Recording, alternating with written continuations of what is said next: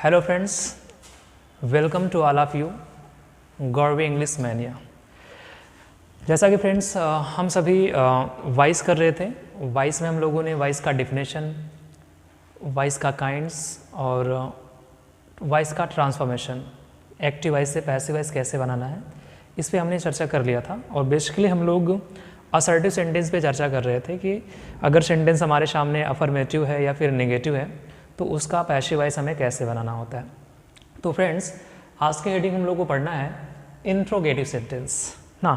हम लोग ये देखेंगे कि अगर हमारे सामने इंट्रोगेटिव सेंटेंस आ रहा है तो उसका हम एक्टिव से पैसिव वॉइस कैसे बनाएंगे। ओके फ्रेंड्स, अब अगर हम लोग इंट्रोगेटिव सेंटेंस की बात करें तो फ्रेंड्स, ये इंट्रोगेटिव सेंटेंस होता क्या है।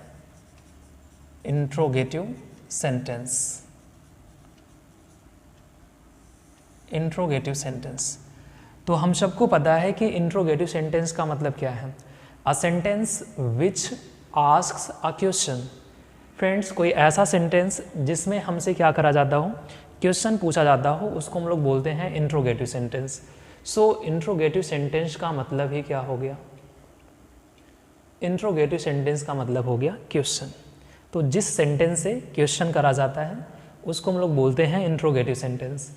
अब फ्रेंड्स, ये क्वेश्चन होते हैं दो प्रकार के ना। एक को हम लोग बोलते हैं यस और नो टाइप का क्वेश्चन। तो एक क्वेश्चन क्या होगा, यस और नो टाइप का, और दूसरा होता है WS टाइप का क्वेश्चन। फ्रेंड्स, यस और नो टाइप का क्वेश्चन का मतलब क्या है कि जिस क्वेश्चन का आंसर हम यस या नो में दे पाते हैं उस क्वेश्चन को हम लोग बोलते क्या है, यस और नो टाइप क्वेश्चन, या फिर हम लोग बोलते हैं open ended question. WS type questions का मतलब क्या होता है, जिस क्वेश्चंस में आपको रीज़न की जानकारी देना होता है, टाइम की जानकारी देना होता है, प्लेस की जानकारी देना होता है, उसको हम लोग बोलते हैं WS टाइप। बेसिकली इसको हम लोग WS टाइप बोलते क्यों हैं, क्योंकि ऐसे सेंटेंस की शुरुआत जैसे वाई, वाट, वेयर, हु, हुम, हुज, इन सब से होता है और सबकी स्टार्टिंग WS से है, तो हमने बोल दिया कि WS टाइप है। लेकिन आइडेंटिफिकेशन क्या है, कैसे पहचानेंगे। तो ध्यान देना फ्रेंड्स, किसी भी सेंटेंस में अगर आपको हेल्पिंग वर्ब पहले दिख जाए, हेल्पिंग वर्ब के बाद क्या दिखे, सब्जेक्ट दिखे, और इस सब्जेक्ट के बाद क्या दिखे, मेन वर्ब ना। Helping verb, subject, main verb, और इसके बाद क्या दिख जाए, ऑब्जेक्ट विथ क्वेश्चन मार्क। यानी कि सेंटेंस में अगर हेल्पिंग वर्ब आ रहा है, सब्जेक्ट आ रहा है, मेन वर्ब आ रहा है और ऑब्जेक्ट के साथ क्वेश्चन मार्क आ रहा है, तो उसे हम लोग बोलते हैं यस और नो टाइप का क्वेश्चन। अगर हम लोग WS टाइप की बात करें तो फ्रेंड्स, इसमें पहले क्या आएगा, क्वेश्चन वर्ड। क्वेश्चन वर्ड के बाद क्या दिखेगा, क्वेश्चन वर्ड के बाद दिखेगा हेल्पिंग वर्ब। फिर इस हेल्पिंग वर्ब के बाद क्या आएगा, इस हेल्पिंग वर्ब के बाद आएगा सब्जेक्ट, सब्जेक्ट के बाद आएगा मेन वर्ब, फिर यहाँ पे क्या आ जाएगा, ऑब्जेक्ट और क्वेश्चन मार्क। सो फ्रेंड्स, ये हमारे सामने रहा इंट्रोगेटिव सेंटेंस। तो इंट्रोगेटिव सेंटेंस का मतलब a sentence which is used to introduce a question is called interrogative sentence. An interrogative sentence begins with helping verb और क्वेश्चन वर्ड। तो इंट्रोगेटिव सेंटेंस की स्टार्टिंग किससे होगी, या तो हेल्पिंग वर्ब से होगा या फिर किससे होगा, क्वेश्चन वर्ड से होगा। अगर हेल्पिंग वर्ब से हो रहा है तो यस और नो टाइप, अगर क्वेश्चन वर्ड से हो रहा है तो WS टाइप। अब फ्रेंड्स, इन दोनों का हम लोग जो वॉइस चेंज करते हैं थोड़ा सा डिफरेंस होता है। बाकी दोनों का एक्टिव से पैसिव ना सेम तरीके से बनता है। अब जैसे सबसे पहले हम लोग बात करेंगे कि अगर क्वेश्चन हमारे सामने आ रहा है WS टाइप का तो उसका पैसिव वॉइस कैसे बनाना है। तो देखेंगे यहाँ पे, जैसे एक सेंटेंस लिखा गया कि have you seen the red fort.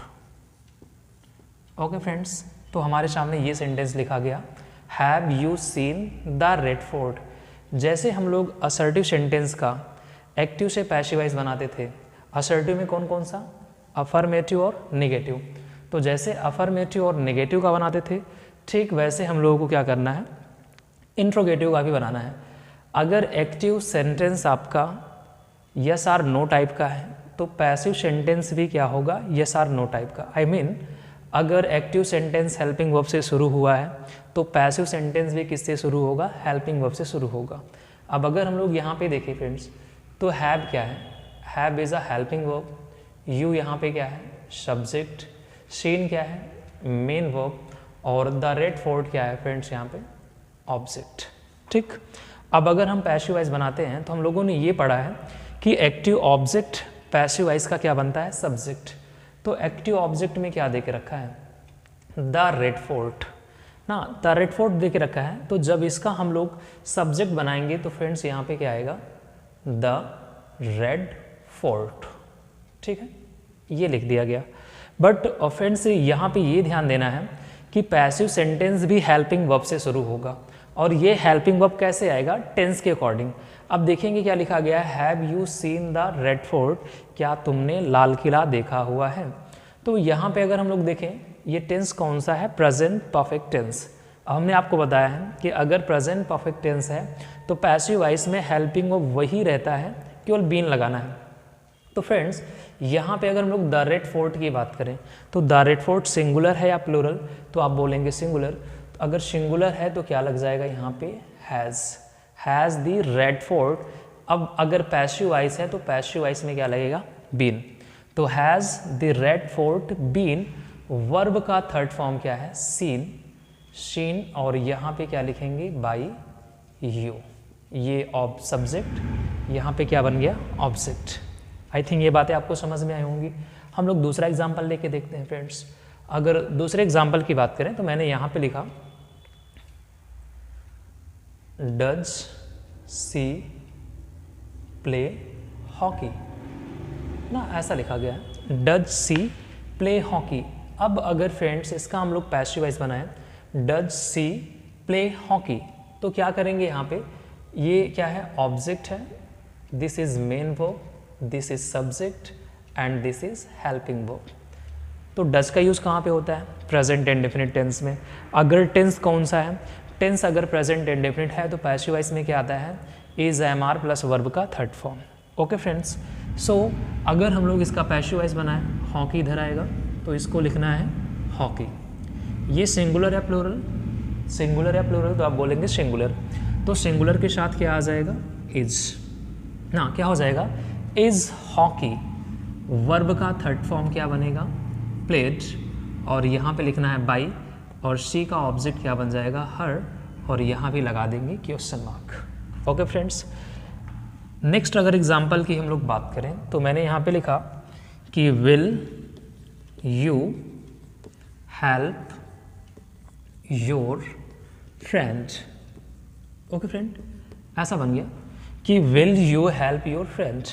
अब अगर यहाँ पे देखें तो विल क्या है, मॉडल एक्सिलरी, या फिर आप कह सकते हैं कि ये फ्यूचर इंडेफिनिट का हेल्पिंग वर्ब है। सब्जेक्ट, मेन वर्ब, और ये क्या हो गया, ऑब्जेक्ट। अब ध्यान देना फ्रेंड्स, अगर हम लोग मॉडल वर्ब का यूज़ कर रहे हैं तो उस पर सब्जेक्ट का कोई भी इफेक्ट नहीं पड़ता है ना। तो यहाँ पे अगर हम लोग लिखेंगे तो क्या आएगा, विल। अब योर फ्रेंड को यहाँ पे ऑब्जेक्ट का सब्जेक्ट बनाएंगे, विल योर फ्रेंड ना। अब अगर विल मॉडल वर्ब है तो मॉडल वर्ब के साथ क्या आता है, बी आता है, will your friend be. Then यहाँ पे वर्ब का थर्ड फॉर्म क्या लिखना है, हेल्प्ड। तो क्या हो जाएगा, will your friend be helped by, यहाँ पे क्या करेंगे, यू करेंगे। ओके फ्रेंड्स, तो जैसा आपने अफर्मेटिव का बनाया था ना वैसा अब इसका भी बनेगा। एक एग्जांपल और लेते हैं। एग्जांपल ये लिखा मैंने, कैन आई टेक दिस। ठीक है, ओके फ्रेंड्स, ऐसा लिख दिया गया है कि आपने इनफॉर्मल वे में रिक्वेस्ट किया है कि कैन आई टेक दिस ना। अब अगर इसका पैसिव वॉइस बनाना है तो लिखना क्या है, कैन, दिस यहाँ पे ऑब्जेक्ट है तो यहाँ भी दिस हो जाएगा, कैन दिस। मॉडल के साथ क्या आना है, be, can this be. Take का थर्ड फॉर्म क्या हो जाएगा, टेकन, और यहाँ पे हो जाएगा बाई मी।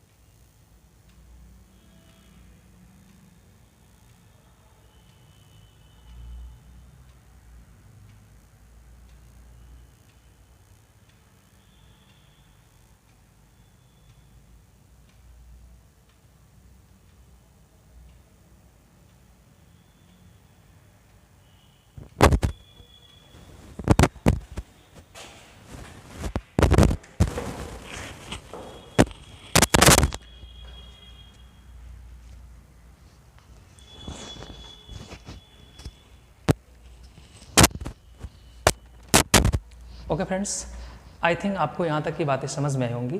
अब हम लोग बात करते हैं WS टाइप का ना, मतलब ये तो हमने देख ही लिया कि यस आर नो टाइप का कैसे बनाना है।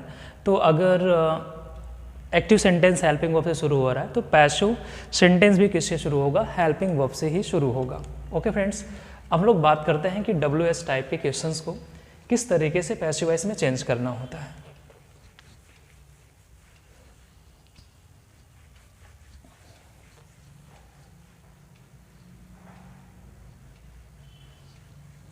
ओके फ्रेंड्स, तो हम लोग आते हैं WS टाइप के क्वेश्चन पे।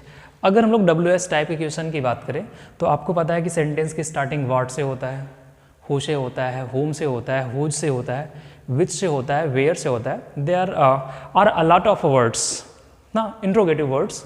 अब फ्रेंड्स सबसे पहले यहाँ पे हम लोग बात करेंगे व्हाट की, ठीक है। तो इंट्रोगेटिव सेंटेंस अगर व्हाट से स्टार्ट हो रहा है तो उसका पैसिव वॉइस कैसे बनाना है हमको ये देखना है। तो ध्यान देना फ्रेंड, यहाँ पे अगर हम व्हाट की बात करें तो व्हाट को हम लोग बोलते क्या हैं, इसका पार्ट्स ऑफ स्पीच होता है इंट्रोगेटिव प्रोनाउन। इंट्रोगेटिव प्रोनाउन, और ये इंट्रोगेटिव एडजेक्टिव भी होता है। तो इंट्रोगेटिव प्रोनाउन भी होता है और इंट्रोगेटिव क्या होगा, एडजेक्टिव होगा, लेकिन यहाँ पे हम इंट्रोगेटिव प्रोनाउन के सेंस में बात कर रहे हैं। तो ये फ्रेंड्स अगर हम प्रोनाउन की बात करें तो प्रोनाउन यूज होता है किसके स्थान पे, नाउन के स्थान पे। हाँ, प्रोनाउन किसके स्थान पे यूज होगा, नाउन के स्थान पे यूज होता है। अब नाउन फंक्शन किसका करता है, तो बोलेंगे सब्जेक्ट और ऑब्जेक्ट का। नाउन किसका फंक्शन करता है, सब्जेक्ट और ऑब्जेक्ट। तो फ्रेंड्स इसका मतलब ये हुआ कि व्हाट जो है वो सेंटेंस में फंक्शन किसका करता है, एक तो सब्जेक्ट का करता है और दूसरा किसका फंक्शन करेगा, दूसरा फंक्शन करेगा ऑब्जेक्ट का। यहाँ तक की बातें क्लियर हुई। तो व्हाट फंक्शन किसका करेगा, सब्जेक्ट का करेगा, और किसका फंक्शन करेगा, ऑब्जेक्ट का फंक्शन करेगा। अब फ्रेंड्स अगर हमें ये देखना है कि इसका एक्टिव से पैसिव वॉइस बनाना कैसे है, तो एक सेंटेंस यहाँ पे मैंने लिखा, यहाँ पे सेंटेंस मैंने यहाँ पे लिख दिया कि what are you eating. Okay dear, तो ऐसा लिखा गया एक्टिव वॉइस में कि व्हाट आर यू ईटिंग। अब फ्रेंड अगर यहाँ पे हम लोग व्हाट की बात करें तो व्हाट क्या है, क्वेश्चन वर्ड, आर है हेल्पिंग वर्ब, यू क्या है सब्जेक्ट, और ईटिंग क्या है मेन वर्ब। अब जब हम एक्टिव से पैसिव वॉइस बनाते हैं तो हम लोगों ने शुरुआत वाले क्लास में ये देखा था कि एक्टिव से पैसिव वॉइस बनाने के लिए we need 3 terms. First one is subject, second one is verb, and third one is object ना। सब्जेक्ट, वर्ब और क्या आना चाहिए, ऑब्जेक्ट आना चाहिए। तो फ्रेंड्स अगर यहाँ पे हम लोग देखें, we have subject, we have main verb also, and here object is missing ना। यहाँ पे ऑब्जेक्ट मिसिंग है ऐसा हमें लग रहा है। अब अगर देखा जाए कि what are you eating, subject, main verb, helping verb, ये हो गया क्वेश्चन वर्ड। अब फ्रेंड अगर हम लोग व्हाट की बात करें तो व्हाट को क्या बोला गया, व्हाट सब्जेक्ट भी होता है और क्या होता है, ऑब्जेक्ट भी होता है। अब अगर यहाँ पे यू जो कि सब्जेक्ट है ऑलरेडी यहाँ पे एग्जिस्ट करता है, तो इसका मतलब अगर व्हाट को हम लोग प्रोनाउन में लेके जाए, इंट्रोगेटिव प्रोनाउन, या तो सब्जेक्ट होगा या फिर ऑब्जेक्ट होगा। सब्जेक्ट ऑलरेडी है, इसका मतलब ये हुआ कि व्हाट यहाँ पे क्या है, ऑब्जेक्ट ना। अब अगर यहाँ पे व्हाट ऑब्जेक्ट है तो फ्रेंड्स पैसिव वॉइस में हम लोग करते क्या है, ऑब्जेक्ट का बनाते हैं सब्जेक्ट। तो व्हाट का सब्जेक्ट क्या आएगा, तो व्हाट का सब्जेक्ट क्या हो जाएगा, व्हाट हो जाएगा, क्योंकि अभी ऑब्जेक्ट है, सब्जेक्ट के प्लेस पे लाएंगे तो क्या होगा, व्हाट। अब व्हाट को हम लोग ट्रीट करते हैं सिंगुलरली, तो व्हाट के साथ यहाँ पे क्या आ जाएगा, व्हाट इज। फ्रेंड्स अगर इस सेंटेंस की बात करें तो इसका टेंस कौन सा है, व्हाट आर यू ईटिंग, तो आप बोलेंगे प्रेजेंट कंटीन्यूअस टेंस ना। कौन सा टेंस है, प्रेजेंट कंटीन्यूअस टेंस। अब कंटीन्यूअस टेंस में हेल्पिंग वर्ब वही रहता है, पैसिव वॉइस में क्या लगेगा, बीइंग लगेगा, तो हो जाएगा व्हाट इज बीइंग, और यहाँ पे क्या हो जाएगा, ईटन बाय यू। क्लियर हुआ। तो क्या बन जाएगा कि what is being eaten by you. जैसे एक सेंटेंस और मैंने यहाँ पे लिखा, मैंने लिखा कि what does she do for her living. Okay friends, ऐसा सेंटेंस लिख दिया गया कि what does she do for her living, ना वो अपनी जीविका के लिए क्या करती है। सो यहाँ पे व्हाट फिर से वही question word, helping verb, subject, main verb, ये अदर चीज़ें, इसको हम लोग कहीं भी लिख सकते हैं। तो लिखना क्या है यहाँ पे, अगर हम लोग देखें व्हाट अभी ऑब्जेक्ट है, सब्जेक्ट बनाएंगे तो क्या बनेगा व्हाट। टेंस के अकॉर्डिंग यहाँ पे क्या आएगा, इज आएगा, क्योंकि प्रेजेंट टेंस है ना। व्हाट इज डन वर्ब का थर्ड फॉर्म ना, क्या लिखेंगे what is done by her for her living. Okay, ऐसा हम लोग लिख सकते हैं कि what is done by her for her living ना, कि वो अपने जीविका के लिए क्या करती है। हम लोग नेक्स्ट एग्जाम्पल पे आए फ्रेंड्स। तो नेक्स्ट एग्जाम्पल मैंने यहाँ पे लिखा कि what did your brother buy yesterday. ठीक, तो ऐसा लिख दिया गया कि what did your brother buy yesterday, आपके भाई ने कल क्या खरीदा। What did your brother buy yesterday, आपके भाई ने कल क्या खरीदा। सो पैसिव वॉइस अगर इसका हम बना रहे हैं फ्रेंड्स, देखो यहाँ पे helping verb, sorry question word, helping verb, subject, main verb, this is an adverb yesterday, adverbs of time. तो कभी कभी हमारे एग्ज़ाम में जैसे आप एग्ज़ाम दे रहे होते हैं यूपी टेट का या फिर स्टेट लेवल का एग्ज़ाम आप देते हैं, तो वहाँ पे सेंटेंस रहता है। सेंटेंस में कोई वर्ड क्या कर दिया जाएगा, अंडरलाइन कर दिया जाएगा। फिर आपसे रिक्वायरमेंट होती है कि आपसे पूछा जाता है कि ये बताओ कि इसका पार्ट्स ऑफ स्पीच क्या है, whether this is noun, pronoun, adjective और adverb, etcetera etcetera. So friends, यहाँ पे यस्टरडे की बात करें हम, तो यस्टरडे क्या है, एडवर्ब्स ऑफ टाइम। ठीक, तो व्हाट यहाँ पे ऑब्जेक्ट है, इसका हम लोग सब्जेक्ट बनाएंगे तो क्या बनेगा व्हाट। फिर according to tense did, verb का सेकेंड फॉर्म पास्ट इंडेफिनिट, तो क्या आ जाएगा यहाँ पे व्हाट वाज। मेन वर्ब का थर्ड फॉर्म, बाय का थर्ड फॉर्म क्या होगा बॉट, तो हो जाएगा what was bought by your brother yesterday. Okay, तो क्या बना what was bought by your brother yesterday. एक लास्ट वन एग्जांपल लेते हैं फ्रेंड्स, ताकि ये मैटर आपको यहीं पे क्लियर हो जाए। जैसे मैंने यहाँ पे लिखा what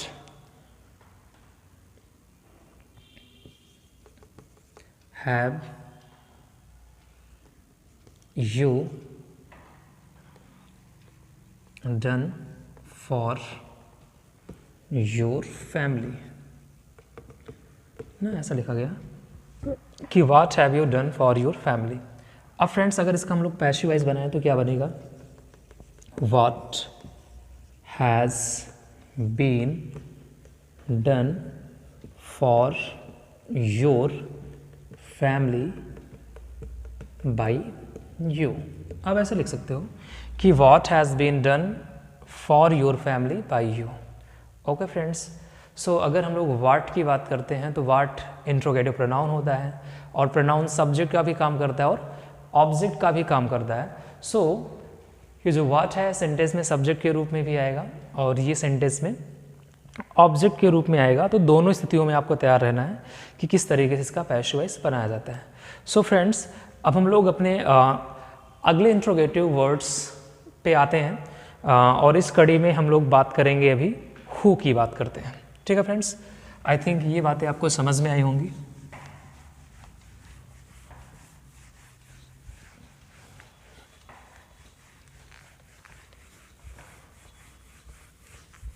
okay, so friends, interrogative में हम लोग अभी बात कर लेते हैं हु की।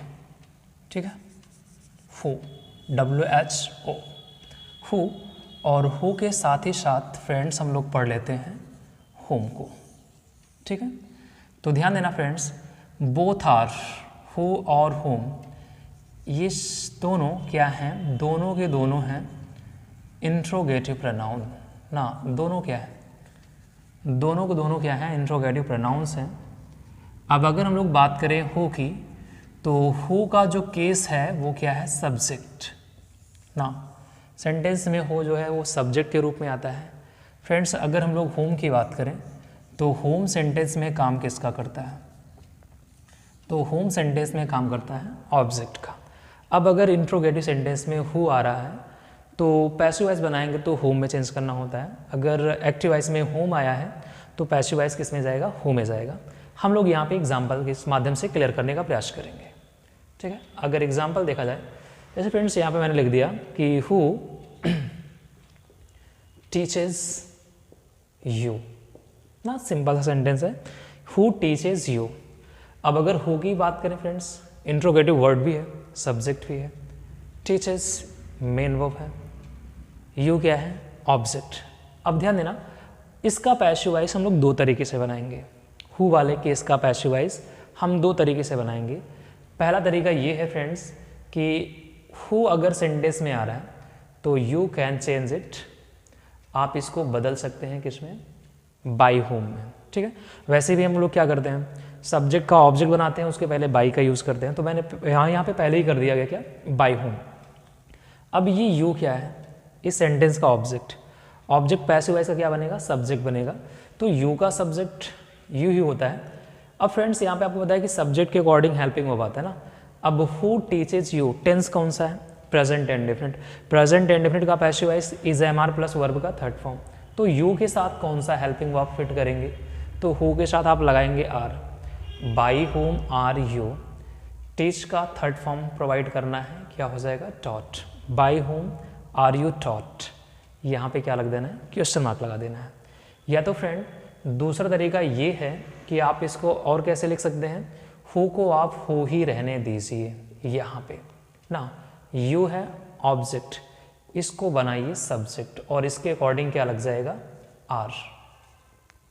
तो who are you, then verb का थर्ड फॉर्म लिखेंगे हेल्प्ड और लास्ट में क्या लगा देना है? बाई। तो हो जाएगा who are you helped by. एक सेंटेंस और यहाँ पे अगर हम लोग लेके देखें, जैसे मैंने यहाँ पे लिखा हु इनवाइटेड हर ना, ऐसा लिखा गया हु इनवाइटेड हर। अब फ्रेंड्स अगर इसका हम लोग पैसिव वॉइस बनाएं तो क्या बनेगा? एक तो आप लिख सकते हैं हु को चेंज करेंगे बाई होम में, यहाँ पे ऑब्जेक्ट क्या है? हर। इसका सब्जेक्ट क्या बनेगा? सी। और ये इनवाइटेड वर्ब का सेकेंड फॉर्म पास्ट इंडेफिनिट। तो पास्ट इंडेफिनिट का passive voice was were plus verb का third form. By whom was C. Invite का थर्ड फॉर्म क्या हो जाएगा? Invited. By whom was C invited, last में क्या कर देंगे? क्वेश्चन मार्क लगाएंगे। या तो दूसरा तरीका क्या है? दूसरा तरीका फ्रेंड ये है कि आप क्या करेंगे, हु को हु रहने देंगे ना, हर यहाँ पे सी बन जाएगा, इसके साथ क्या आएगा? Was. Who was she, then क्या करेंगे? वर्ब का थर्ड फॉर्म इनवाइटेड और लास्ट में क्या लगा देंगे? बाई लगा देंगे। ठीक है, आई थिंक फ्रेंड्स ये आपको यहाँ तक समझ में आया होगा। हम लोग एक इंट्रोगेटिव वर्ड और किसके बारे में चर्चा कर लेते हैं, हम लोग बात कर लेते हैं होम की ना। अगर सेंटेंस में होम आ रहा है तो क्या करना है, जैसे मैंने यहाँ पे लिखा कि होम डिड यू सपोर्ट ना इन इलेक्शन, इन इलेक्शन। ओके फ्रेंड, ऐसा लिख दिया गया कि home did you support in election, कि इलेक्शन में आपने किसको सपोर्ट किया। तो यहाँ पे होम क्या है? Object, helping verb, subject, main verb. This is phrase आप बोल सकते हो इन इलेक्शन। अब फ्रेंड्स अगर हम लोग बात करें कि होम डिड यू सपोर्ट ना, तो अगर इसका हम लोग पैसिव वॉइस बनाएं तो ऑब्जेक्ट क्या बनता है? सब्जेक्ट बनता है। तो होम का क्या हो जाएगा? हु हो जाएगा। तो अब हु को अगर यहाँ पे हम लोग सिंगुलरली ट्रीट करते हैं, प्लूरल भी आप लगा सकते हो, सिंगुलर भी आप यूज़ कर सकते हैं। तो अगर यहाँ पे हम लोग डिड की बात करें तो पास्ट इंडेफिनिट है, तो पास्ट इंडेफिनिट में क्या हो जाएगा? वाज। सब्जेक्ट के बाद क्या आएगा? Helping verb. हु वाज, क्या लिखेंगे यहाँ पे? वर्ब का third form supported by you in election, in election. ठीक है फ्रेंड, तो क्या बन जाएगा? Who was supported by you in election. एक दूसरा सेंटेंस यहाँ पे देखें, मैंने यहाँ पे लिखा कि home do you like much, ऐसा लिख दिया गया कि whom do you like much, तो whom को पैशो इसमें क्या बनाएंगे, who बनाएंगे। तो who के साथ आप यहाँ पे is लगा सकते हो क्योंकि यहाँ पे do है, प्रेजेंट एंड डिफरेंट। तो who is क्या लिखेंगे, liked much क्या हो जाएगा, by you। Okay friends, I hope ये सारी बातें आपको समझ में आई होंगी। फ्रेंड्स मैं आपको बता दूं कि ये वीडियो लेक्चर स्पॉन्सर किया जा रहा है गरिमा स्टडी सेंटर की तरफ से, और ये Garima study centre Janghai road, Mugrabad, Shahpur, Jaunpur में स्थित है। फ्रेंड्स अगर आपको इंग्लिश का ऑफलाइन क्लासेस वो भी रेगुलर 1 आवर अटेंड करना है तो आप विजिट कर सकते हैं गरिमा स्टडी सेंटर में। फ्रेंड्स यह क्षेत्र की सबसे विश्वसनीय और ज़्यादा सफलता दिलाने वाली केवल एकमात्र संस्थान गरिमा स्टडी सेंटर है। फ्रेंड्स अगर आप सचमुच में एसएससी के लिए कुछ करना चाहते हैं ना, एसएससी एग्ज़ाम को आप क्रैक करना चाहते हैं, तो आप अगर यहाँ पे ऑफलाइन क्लासेस ज्वाइन करते हैं तो वो आपके लिए बेनिफिशियल होगा। आप एग्ज़ाम में काफ़ी आपको मदद मिलेगी। बाकी सिलेक्शन तो आपके ऊपर ही डिपेंड करता है कि आप किस तरीके से स्ट्रैटेजी बना के अपनी स्टडी करते हो। तो मैं लगातार ग्रामर पे वीडियो आपको प्रोवाइड करता रहूँगा। जैसे ही ग्रामर का सेशन ख़त्म होगा हम लोग वोकैब पे चर्चा करेंगे, जिसमें मैं आपको वोकैब सिखाऊंगा by using prefixes, suffixes and root words. Okay friends, तब तक आप लोग वीडियो को एंजॉय करते रहिए। Thank you.